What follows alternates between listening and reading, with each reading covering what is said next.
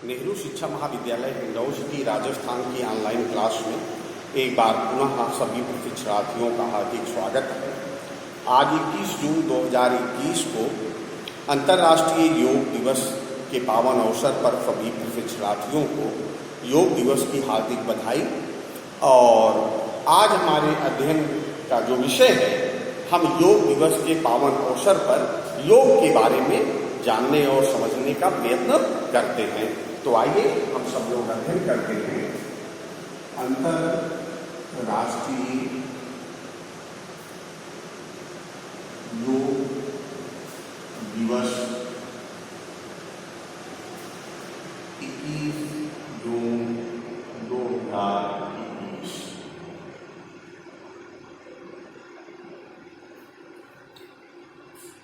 संपूर्ण विश्व को भारतीय दर्शन की अनुपम देन है योग।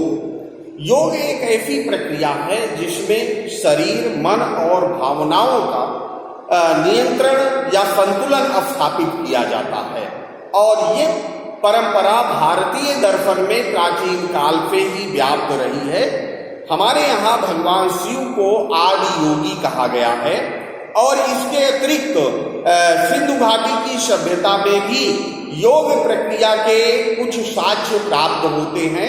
हमारे वेदों में, उपनिषदों में, हमारी स्मृतियों में, और इसके अतिरिक्त हमारे जो फड दर्शन हैं उनके अंतर्गत योग दर्शन को महत्वपूर्ण स्थान प्रदान करते हुए एक दर्शन या एक आयाम माना गया है योग को। तो योग एक ऐसी प्रक्रिया है जिसके द्वारा शरीर, मन और भावनाओं का संतुलन स्थापित करते हुए विश्व की सार्वभौमिक चेतना के साथ हम अपनी अंतः चेतना को सम्मिलित करना चाहते हैं या उसको जोड़ना चाहते हैं। अगर हम योग के बारे में चर्चा करते हैं तो योग शब्द का अर्थ है जोड़ना।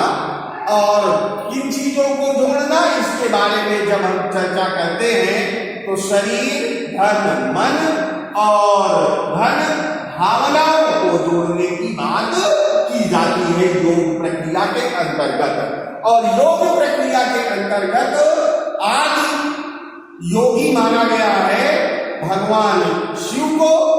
और इसके अतिरिक्त जैसा मैंने कहा कि सिंधु घाटी की सभ्यता में भी हमको योग प्रक्रिया के लक्षण या योग प्रक्रिया से निहित कुछ मूर्तियां या कह सकते हैं साक्ष्य प्राप्त होते हैं। इसके अतिरिक्त हमारे यहाँ वेदों में, वेदों के अतिरिक्त हमारी मनुस्मृतियों में, मनुस्मृति या स्मृतियों में, और इसके अतिरिक्त हम कह सकते हैं कि उपनिषदों में, और इसके अतिरिक्त हम कह सकते हैं गीता में हमको योग प्रक्रिया के बारे में जानने और समझने का अवसर प्राप्त होता है। और हम कह सकते हैं कि योग जो है वो एक प्रकार की आध्यात्मिक प्रक्रिया है जिसमें हम अपने शरीर और मन और अपनी भावनाओं के बीच में क्या करते हैं, संतुलन या हम कह सकते हैं सामंजस्य स्थापित करते हैं। और ये जब हम सामंजस्य स्थापित करते हैं तो एक प्रकार से हम कह सकते हैं कि सार्वभौमिक सत्ता के साथ अपनी अंतः चेतना को मिला देना या दोनों को जोड़ देना योग की प्रक्रिया कहलाता है। और योग की प्रक्रिया के द्वारा हम कह सकते हैं कि हम अपने शरीर, मन और अपनी भावनाओं का संतुलन स्थापित करते हुए चिंतन और मनन की प्रक्रिया के द्वारा उस अनंत ज्ञान की ऊंचाई पर पहुंच जाते हैं जहां हम नवीन दृष्टिकोण के आधार पर जगत का और अप्रत्यक्ष जगत का भी अवलोकन कर सकते हैं। भारतीय सभ्यता और संस्कृति में प्राचीन काल से ये माना जाता रहा है कि जो वस्तु जगत दृष्टिगोचर है, इसके अतिरिक्त एक सूक्ष्म सत्ता या सूक्ष्म तत्व को जानने और समझने के लिए चिंतन और मनन की आवश्यकता होती है। और उस चिंतन और मनन की प्रक्रिया में बिना शारीरिक इंद्रियों को नियंत्रण में रखे हुए या उनके ऊपर संतुलन स्थापित करते हुए मन का, भावनाओं का और शरीर का सूक्ष्मतम तत्व को नहीं पहचाना जा सकता है या नहीं जाना जा सकता है। हम जानते हैं आज के मनोविज्ञान के अंतर्गत कि हमारा जो ये शरीर है, बालक या व्यक्ति को एक मनोसामाजिक प्राणी कहा जाता है।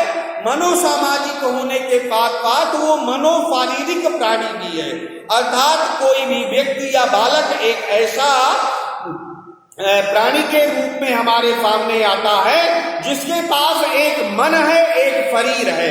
तो ध्यान देने वाली बात यह है कि ये जो मन है और एक शरीर है, और अगर मन और शरीर है तो मन और शरीर के साथ भावनाएं भी किसी न किसी या भावनाओं का भी स्वरूप पाया जाता है। तो योग की प्रक्रिया के अंतर्गत इन तीनों के बीच में संतुलन या सामंजस्य स्थापित किया जाता है। और जब योग की प्रक्रिया के द्वारा हम अपने मन, अपने शरीर और अपनी भावनाओं में सामंजस्य या संतुलन स्थापित करते हैं तो उसी को महर्षि पतंजलि के द्वारा कहा गया है चित्त वृत्तियों का निरोध। महर्षि पतंजलि के द्वारा योग के बारे में क्या कहा गया है? योग के जो जनक माने जाते हैं हमारे यहाँ भारतीय दर्शन में, उनको कहा गया है महर्षि पतंजलि। और महर्षि पतंजलि के द्वारा योग के बारे में कहा गया है चित्त वृत्तियों का निरोध। अर्थात ये जो हमारी चित्त की वृत्तियां होती हैं, चित्त पे तात्पर्य मन पे है, तो हमारा ये जो मन होता है ये बड़ा चंचल होता है। ये दृष्टि गोचर हो रहे जगत की तरफ या लिप्सा की तरफ या विषयों के प्रति आकर्षित होता है। तो बिना इसको नियंत्रण में किए हुए या मन रूपी घोड़े के ऊपर लगाम लगाए हुए हम अपने अंदर या सूक्ष्म तत्व को जान या समझ नहीं सकते हैं। और उपनिषदों के अंतर्गत तो योग की प्रक्रिया के द्वारा गुरु के समीप बैठ करके ज्ञान को प्राप्त करने के ऊपर बहुत प्रकाश डाला गया है।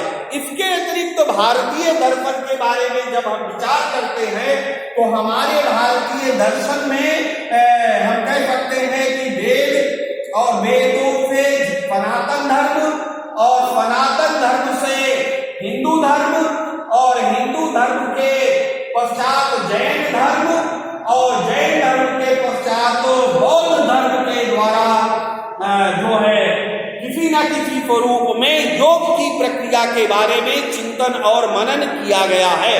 और बौद्ध धर्म जो है ये योग को फैलाने में बहुत ही सहायक सिद्ध हुआ है। बौद्ध धर्म के द्वारा भारत पे योग चल करके चीन, जापान, तिब्बत और तिब्बत के अलावा पूर्वी एशिया और श्रीलंका तक पहुंचा। और इसके पश्चात हम कह सकते हैं कि भारतवर्ष में प्राचीन काल में ऋषियों और मनीषियों के द्वारा योग की प्रक्रिया का प्रादुर्भाव किया गया। इसमें सबसे अधिक उल्लेखनीय योगदान महर्षि पतंजलि का माना जाता है। इनका योग सूत्र और इनका जो योग का अष्टांग सिद्धांत है उसके द्वारा योग की प्रक्रिया का संपूर्ण रूप में गहन विवेचन किया गया है। इसके पश्चात हम कह सकते हैं कि सनातन धर्म से हिंदू धर्म और फिर जैन धर्म में भी उल्लेख मिलता है किसी न किसी रूप में योग की प्रक्रिया का, उसकी कार्यप्रणाली का, उसकी विचारधारा का, उसकी अवधारणा का। और बौद्ध धर्म के द्वारा भारतीय योग जो है वो चीन, जापान, तिब्बत और पूर्वी एशिया के देशों साथ साथ श्रीलंका जैसे देशों में फैला या उसका प्रचार और प्रसार हुआ। और इसके पश्चात संपूर्ण विश्व में योग की प्रक्रिया जो है वो एक तरह से प्रसारित हुई और संपूर्ण विश्व को योग के बारे में जानने और समझने का सुअवसर प्राप्त हुआ। आधुनिक मनोविज्ञान जो है वो योग की प्रक्रिया को आत्मसात करता है या स्वीकार करता है। ध्यान देने वाली बात यह है कि भारतीय मनीषियों योगियों के एक प्रकार से परिश्रम को या उनके योग की प्रक्रिया को या उनके ज्ञान की अवधारणा को संयुक्त राष्ट्र संघ के द्वारा 11 दिसंबर 2014 को प्रतिवर्ष 21 जून जो है वो अंतर्राष्ट्रीय योग दिवस के रूप में मनाए जाने का निर्णय लिया गया और संयुक्त राष्ट्र संघ की महासभा के 177 देशों के द्वारा 11 दिसंबर 2014 को ये निर्णय लिया गया कि प्रतिवर्ष 21 जून को संपूर्ण विश्व में अंतर्राष्ट्रीय योग दिवस मनाया जाएगा, जिसके द्वारा योग के बारे में लोगों को जानने और समझने का सुअवसर प्राप्त होगा और विश्व के लोगों के द्वारा योग की प्रक्रिया से अपने शरीर और मन तथा भावनाओं में संतुलन या सामंजस्य स्थापित करते हुए एक सुखद और एक प्रकार से श्रेष्ठ जीवन व्यतीत करने की दिशा में आगे बढ़ा जाएगा। योग एक ऐसी प्रक्रिया है जो शरीर, मन और भावनाओं के बीच में संतुलन स्थापित करती है। ध्यान देने वाली बात यह है कि मानव का जो शरीर है, उसका जो मन है और उसकी जो भावनाएं हैं, उन्हीं के द्वारा हमारा जीवन निर्धारित होता है, जीवन का लक्ष्य निर्धारित होता है।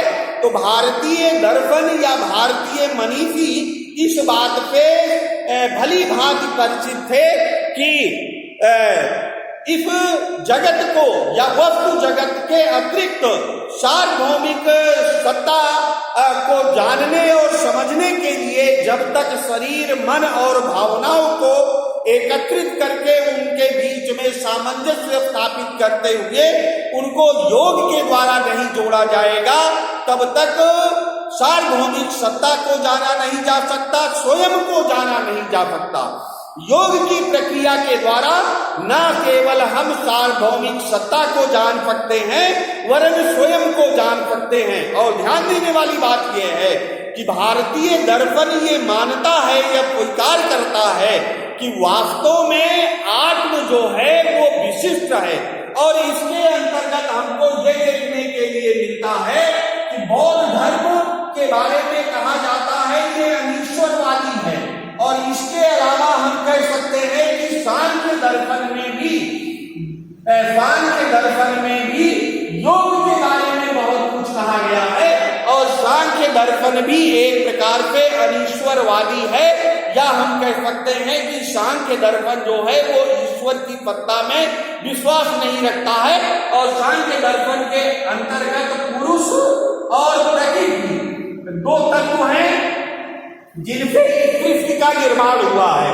और सांख्य दर्शन के अतिरिक्त जो है वो योग क्या है, ये जो पुरुष है जब ये प्रकृति से अलग होकर के स्वयं में अवस्थित हो जाता है तो उस प्रक्रिया को सांख्य दर्शन के अनुसार योग कहा जाता है। इसके अतिरिक्त माना जाता है कि योग दर्शन जो है वो किसी न किसी रूप में इस्लाम धर्म के जो कहा जाता है कि इस्लाम धर्म के अंतर्गत इस्लाम धर्म के अंतर्गत ये जो उदारवादी सूफी परंपरा, मैं थोड़ा सा भूल रहा था, सूफी परंपरा के अंतर्गत और ईसाइयों की एक शाखा के अंतर्गत भी हमें योग के दर्शन किसी न किसी रूप में प्राप्त होते हैं।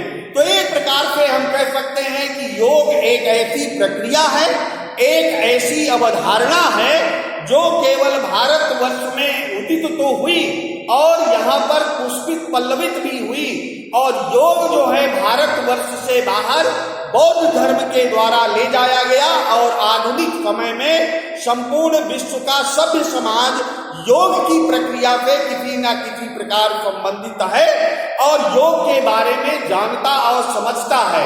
मनोविज्ञान के अंतर्गत योग के बारे में कहा जा सकता है कि जिस प्रकार से हम कहते हैं कि बालक जो है वो एक मनोशारीरिक प्राणी है, मन है, उसके पास शरीर है।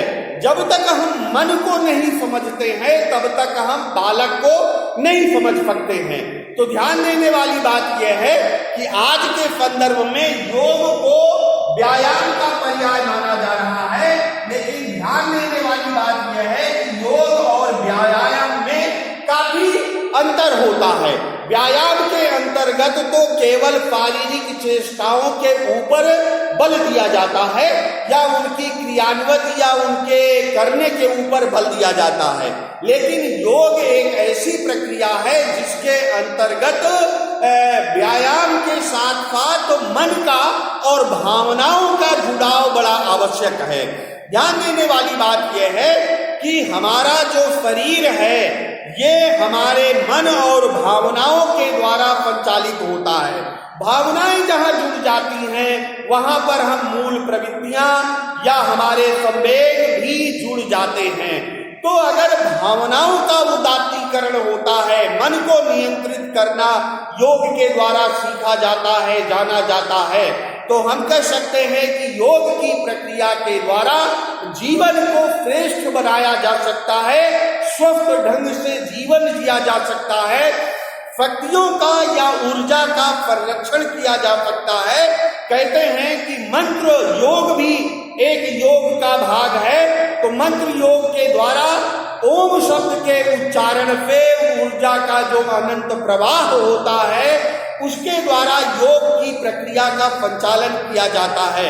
एक प्रकार से योग की जो क्रियाएं हैं वह शरीर, मन और भावनाओं को संतुलित करते हुए एक प्रकार से शरीर में ऊर्जा का संचार करती हैं। और भारतीय दर्शन ये प्राचीन काल पे मानता रहा है या भारतीय दर्शन की अवधारणा रही है कि शरीर का संचालन केवल भौतिक पदार्थों या तत्वों से नहीं होता है, वरन शरीर के ऊपर हमारी भावनाओं का, हमारी चित्त वृत्तियों का, हमारे मन का प्रभाव पड़ता है। जैसा हम सोचते हैं वैसा ही हम बन जाते हैं। ये आस्तिकवादी दर्शन के साथ साथ भारतीय दर्शन की मूल अवधारणा रही है। तो एक प्रकार से हम कह सकते हैं कि भारतीय दर्शन की अनुपम देन है योग, और योग एक ऐसी प्रक्रिया है जिसके द्वारा आज के समय में मनुष्य की बहुत सी समस्याओं का समाधान प्राप्त किया जा सकता है। तनाव या स्ट्रेस आज की एक प्रमुख समस्या है। जिस भी व्यक्ति से हम बात करते हैं तो उस व्यक्ति के द्वारा कहा जाता है जीवन में बहुत तनाव है। तनाव का सबसे बेहतर प्रबंधन योग की प्रक्रिया के द्वारा किया जा सकता है। टाइम मैनेजमेंट करना भी योग की प्रक्रिया का एक पार्ट या भाग है। इसी तरह से हम कह सकते हैं कि योग की जो प्रक्रिया है उसके द्वारा छोटे छोटे शारीरिक क्रियाकलापों के द्वारा हम अपने अंदर न केवल ऊर्जा का संचार कर सकते हैं वरन आत्मविश्वास उत्पन्न कर सकते हैं और अपनी भावनाओं के द्वारा अपने जीवन को बहुत ही सकारात्मक ऊर्जा के द्वारा, बहुत ही पॉजिटिव लाइफ या पॉजिटिव थिंकिंग के द्वारा हम जीवन में बहुत सारी उपलब्धियां अर्जित कर सकते हैं। और उपलब्धियां भौतिक जगत तक नहीं वरन वास्तविक उपलब्धि है कि सार्वभौमिक सत्ता के साथ स्वयं के सत्ता का एकाग्र हो जाना या दोनों में जुड़ जाना और अपने आत्म तत्व का विकास करना। तो योग की प्रक्रिया के द्वारा भारतवर्ष संपूर्ण विश्व को ये सिखाने, ये बताने, ये समझाने में सफल हुआ है कि वास्तव में हम जब इस वस्तु जगत को समझना चाहते हैं और वस्तु जगत पे ज्यादा अधिक जोर भारतीय दर्शन या चिंतन परंपरा का उस सार्वभौमिक सत्ता की ओर रहा है, तो चाहे हम कैवल्य कहें, चाहे हम बुद्धत्व कहें और चाहे हम मोक्ष कहें, इन तीनों प्रक्रियाओं को प्राप्त करने में योग की प्रक्रिया और अवधारणा का महत्वपूर्ण योगदान हो सकता है और है। योग की प्रक्रिया के द्वारा जो महर्षि पतंजलि के द्वारा यम, नियम, आसन, प्राणायाम, प्रत्याहार, धारणा, ध्यान और समाधि अष्टांग योग निरूपित किया गया है, तो उनके अष्टांग योग के द्वारा हम अपने शरीर में, मन में ऊर्जा उत्पन्न कर सकते हैं, अपनी भावनाओं पर नियंत्रण पा सकते हैं, संवेगों को एक प्रकार से हम कह सकते हैं कि जो संवेग बड़े अस्थिर प्रकृति के होते हैं, संवेगों में स्थिरीकरण लाया जा सकता है या संवेगों का एक प्रकार से उचित मार्गांतरणीकरण किया जा सकता है।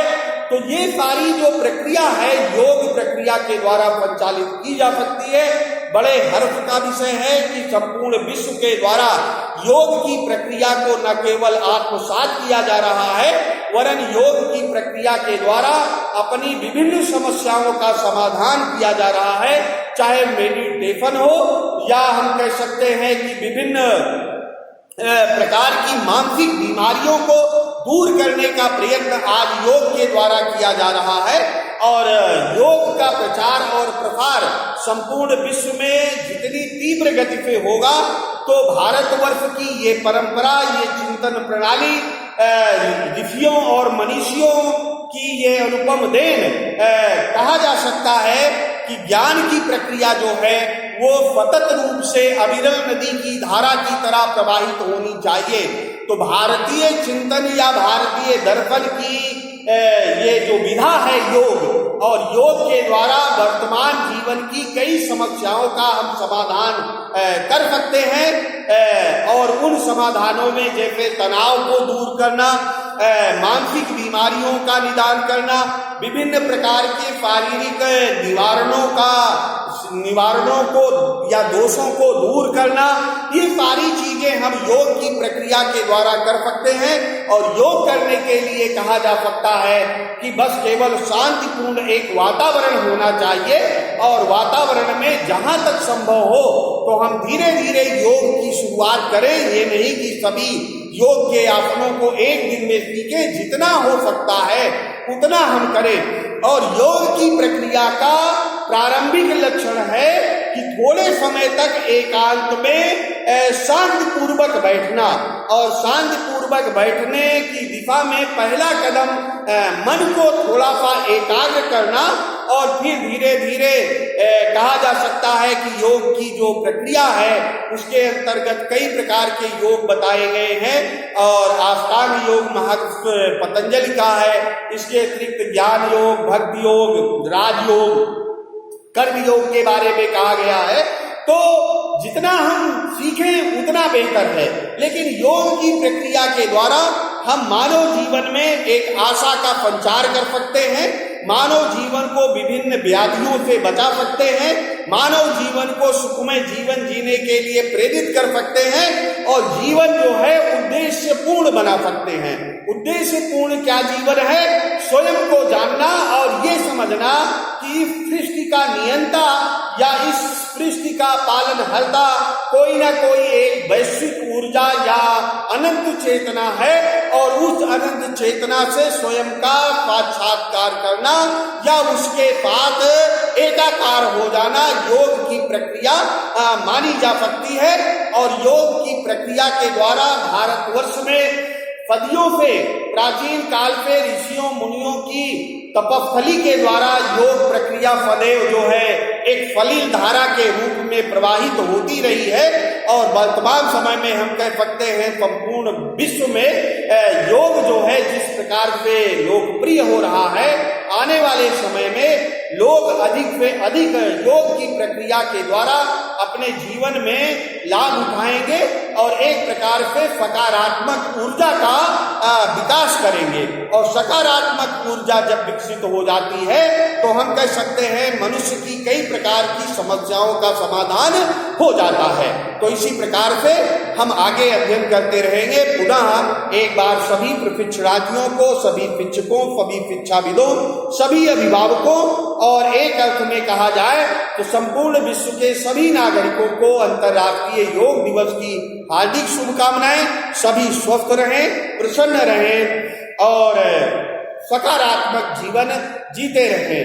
और इस कोविड-19 के वैश्विक महामारी के संदर्भ में जो एक त्रासदी का स्वरूप हमें दिखाई दे रहा है, इस प्रक्रिया में भी योग की प्रक्रिया के द्वारा, मेडिटेशन के द्वारा एक तरह से हम कह सकते हैं कि अपने अंदर एंटीबॉडी का विकास कर सकते हैं, या हम कह सकते हैं कि एक सकारात्मक ऊर्जा का विकास कर सकते हैं। और अगर सकारात्मक ऊर्जा हमारे शरीर में, हमारे मन में और हमारी भावनाओं में है तो ये हमें संघर्ष करने की क्षमता प्रदान करती है, और संघर्ष करने की जब क्षमता आ जाती है तो कठिन से कठिन परिस्थितियों का हम सामना बड़े धैर्य, बड़े साहस और बड़े उत्साह के साथ कर सकते हैं। तो एक बार पुनः सभी को अंतर्राष्ट्रीय योग दिवस की हार्दिक शुभकामनाएं। धन्यवाद।